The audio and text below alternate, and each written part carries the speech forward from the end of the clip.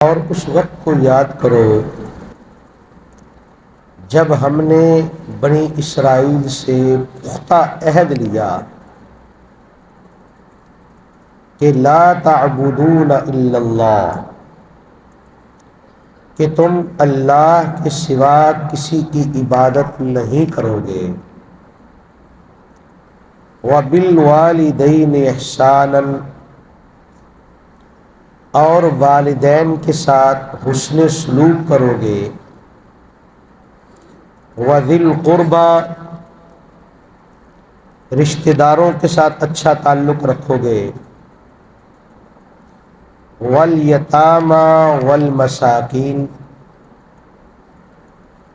اور یتیموں اور مساکین کے ساتھ احسان کا معاملہ کرو گے، وقولوا للناس حسنا، اور لوگوں سے اچھی بات کرو گے، اچھے انداز سے بولو گے، وَأَقِیمُوا الصَّلَاةَ، اور نماز قائم کرو گے، وَآتُوا الزَّکاۃَ، اور زکوٰۃ دو گے، ثُمَّ تَوَلَّیْتُمْ، پھر تم اس سے بھی پھر گئے، إِلَّا قَلِيلًا مِّنْکُمْ، سوائے تم میں سے چند لوگوں کے، وَأَنْتُمْ مُعْرِضُونَ، اور تم ہو ہی منہ پھیرنے والے۔ تو بنی اسرائیل کا معاملہ جو پیچھے بیان کیا ہے تو وہ بھی اللہ کی نافرمانیاں، لیکن یہاں پر اللہ تعالیٰ نے بنیادی عبادات اور بنیادی معاملات کا تذکرہ کیا۔ بعض لوگ ایسے ہوتے ہیں کہ باہر کے معاملات میں ٹھیک نہیں ہوتے لیکن عبادات میں اچھے ہوتے ہیں، تو اس لیے اللہ تعالیٰ نے اس کا الگ سے تذکرہ کیا۔ تو بنی اسرائیل کے بارے میں فرمایا کہ یہ اس میں بھی اچھے نہیں تھے، تو اللہ نے بنی اسرائیل سے عہد کیا لیا؟ پہلا عہد تھا کہ شرک نہیں کرو گے، اور شرک کی ان کی حالت یہ تھی کہ انہوں نے کبھی بچڑے کو معبود بنا لیا، اور اس کے بعد یہودیوں نے آگے چل کے حضرت عزیر علیہ السلام کو اللہ کا بیٹا قرار دے دی، اور عیسائیوں نے حضرت عیسیٰ علیہ السلام کو اللہ کا بیٹا قرار دے دیا، اور اسی پر وہ پکے۔ اور دوسری بات فرمائی وَبِالْوَالِدَيْنِ احسانا، کہ والدین کے ساتھ احسان کرو۔ تو قرآن مجید میں تمام جگہوں پر اللہ تعالی کے حقوق کے بعد والدین کے حقوق کا تذکرہ کیا ہے، اس لیے کہ ہمارا اصل حقیقی خالق اللہ ہے، لیکن دنیا میں ہم والدین کی وساطت سے آتے ہیں، اور بچپن میں وہی ہمارے یعنی تمام معاملات کی دیکھ بھال کرتے ہیں، تو اس لیے انسان پر اللہ کے بعد سب سے زیادہ حقوق جو ہیں وہ والدین کے ہیں۔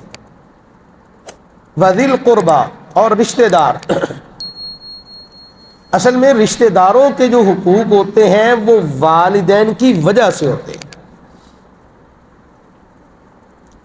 کچھ باپ کی وجہ سے، کچھ ماں کی وجہ سے۔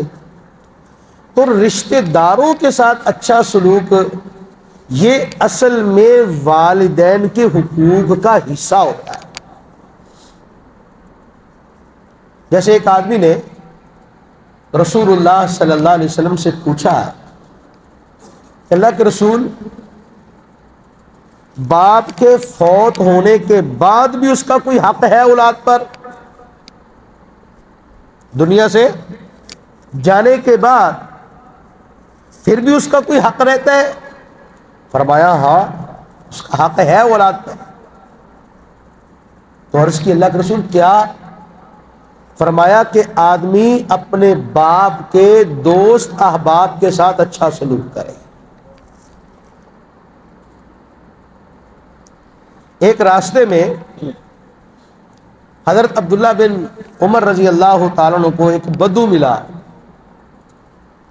تو انہوں نے اس کا بڑا اکرام کیا، بڑی عزت دی، اپنی پگڑی اتار کے اس کو دے دی۔ ساتھ والوں نے پوچھا کہ یہ کون ہے، کبھی دیکھا نہیں، آپ کے ساتھ کوئی رشتہ دار کیا ہے یہ؟ کہا نہیں، یہ میرے باپ کا دوست ہے۔ تو رشتہ داروں کے ساتھ جو حسن سلوک ہے یہ اصل میں والدین کے ساتھ حسن سلوک۔ اس کا مطلب یہ ہوا کہ جتنا ضروری والدین کے ساتھ حسن سلوک اور ان کے حقوق کی ادائی ہے، اسی طرح ہی رشتہ داروں کے ساتھ حقوق کی ادائی ہے اور ان کے ساتھ حسن سلوک کرنا ہے۔ اس کے بعد فرمایا والیتامی والمساکین، اس کے بعد پھر درجہ آتا ہے آپ کے معاشرے کا۔ معاشرے کا بھی آپ پر حق ہے، پڑوسیوں کا بھی حق ہے، دور کے لوگوں کا بھی حق ہے۔ رسول اللہ صلی اللہ علیہ وسلم نے فرمایا جبریل جب بھی مجھے ملتے ہیں تو مجھے پڑوسیوں کے حقوق کا خیال رکھنے کا حکم دیتے ہیں، تو مجھے اتنی بار انہوں نے کہہ دیا پڑوسیوں کے بارے میں، تو مجھے ڈر لگنے لگا کہیں اللہ پڑوسیوں کو بندے کیا وارث نہ قرار دیتے۔ یعنی سمجھیے کہ پڑوسی صرف آپ کے وارث نہیں ہوتے، باقی بہت زیادہ حقوق رکھتے ہیں۔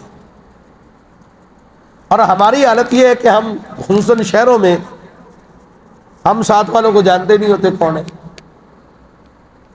جبکہ ان کا بہت زیادہ حق ہے۔ اور انہی پڑوسیوں اور محلے داروں میں وہ کمزور طبقہ بھی آتا ہے جو یتیم ہے، جو مسکین ہے، ان کا خیال رکھنے کا اللہ نے باقاعدہ حکم دیا اور عہد لیا۔ اور ایک بات جس میں ہم بڑے بدنام ہیں، وَقُولُوا لِلنَّاسِ حُسْنًا، لوگوں سے اچھے انداز سے بات کریں۔ واللہ ہم اس میں بڑے بدنام ہیں۔ لوگ کہتے ہیں جی دیندار سخت بڑے ہوتے ہیں، دین تو بندے کے اندر پیدا ہی نرمی کرتا ہے۔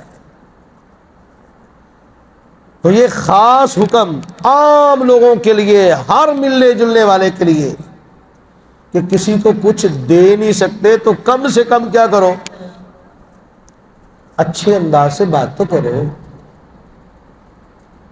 پیار اور محبت سے ملو تو صحیح۔ ایک صحابی نے پوچھا اللہ کے رسول میں کیا کروں، لمبی حدیث ہے، تو نبی صلی اللہ علیہ وسلم نے فرمایا کہ لوگوں کے لیے کماؤ۔ کیا کرو؟ اس نے کہا جی میں یہ نہ کر سکوں، تو لمبی حدیث ہے، آپ نے فرمایا یہ کر لو، اس نے کہا جی میں یہ نہ کر سکوں، آپ نے فرمایا یہ کر لو، اس نے کہا جی یہ بھی نہ کر سکوں۔ آخری بات جو تھی نبی صلی اللہ علیہ وسلم نے فرمایا کسی کو کچھ دے نہیں سکتے تو کم سے کم کسی کا کچھ بگاڑو نہ۔ اور ایک حدیث میں آپ نے فرمایا کہ اپنے بھائی کو ہنس کر مسکرا کر کھلے چہرے کے ساتھ ملنا یہ بھی نیکی ہے۔ اور سورۃ احزاب کے آخر پر اللہ تعالیٰ نے فرمایا کہ تم صحیح بات کیا کرو، اللہ تمہاری صحیح بات کے عوض میں تمہارے سارے معاملے صحیح کر دے گا۔ کتنی بڑی بات ہے۔ اور اس پر لگتا کیا ہے؟ اس کے بعد فرمایا وَأَقِیمُوا الصَّلَاةَ، نماز قائم کرو، وَآتُوا الزَّکَاةَ، زکوٰۃ دو۔ یہ ساری وہی چیزیں جو ہماری شریعت کا بھی حصہ ہے۔ سورۃ بنی اسرائیل میں کچھ 10 احکام ہیں جو ایسے ہیں جو تمام شریعتوں کا حصہ رہے ہیں، اور یہ بھی وہی انہی میں سے ہیں، یہ سارے احکام وہ ہیں جو ساری شریعتوں کا حصہ ہے۔ گویا کہ اس کا وعدہ اللہ نے ہم سے بھی لیا ہوا ہے، اور فرمایا کیا؟ ثم تولیتم الا قلیلا منکم، تم اس عہد سے بھی پھر گئے، تم نے یہ کام بھی پورے نہیں کیے۔ تو ہم پورے کر رہے ہیں۔ اس محلے کے سارے لوگ نماز پڑھنے آ جائیں گا تو اس طرح کی 10 مسجدیں اور بنانی پڑ جائیں۔ لیکن ایک بات ساتھ کہی، الا قلیلا منکم، ہاں چند لوگ تھے جو اس پر برقرار رہے، جنہوں نے یہ عہد پورا کیا۔ ہم دشمن کو ایک ہی نظر سے دیکھتے ہیں، اللہ ان کی ساری خصلتیں بیان کر کے پھر کہہ رہا ہے سارے برابر نہیں ہے، ان میں بھی اچھے، ہماری نظر میں تو دوسرے مشرق والا اچھا نہیں ہوتا۔